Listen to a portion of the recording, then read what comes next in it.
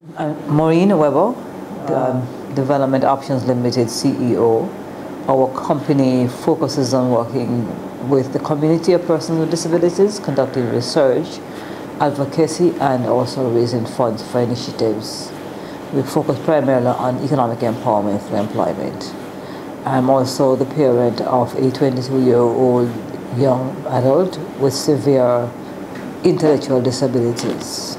So actually, I'm looking forward to the book from two levels. Actually, I also serve as a chairperson for the National Advisory Board.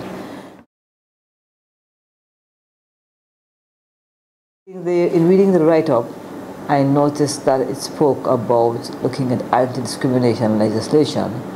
I'm hoping to find in the book that it's not only focused on the assumption that once we have a disability act in a country, then that is the only thing that is needed to focus on ensuring there's absence of discrimination. Because while that is important, it's about much more than that. In Jamaica and other Caribbean countries, there are several other pieces of legislation that in fact discriminate against our community. An example would be I've seen where they are moving to make changes. Or, Immigration Act, it speaks to things like a person with disability not being able to seek citizenship in Jamaica. That is being addressed now, mind you. So it's important that I'm hoping that the book will say we need to address more than just that building of itself. And secondly, that we will understand that Disability Act, as in the case of Jamaica, does very little by itself unless there's a strong policy and a commitment from the government to move forward on that.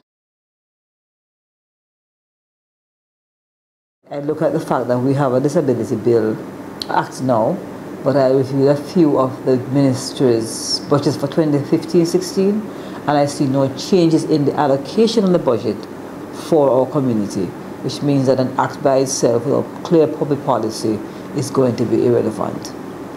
I'm looking forward to hearing the public policy and program on how to prioritize, because the content goes through education, work, and opportunities. Now, obviously, without education, then there's no hope of us getting onto work opportunities. The inequality at the education level has to be addressed first. So otherwise, there's no point us going on to the next level.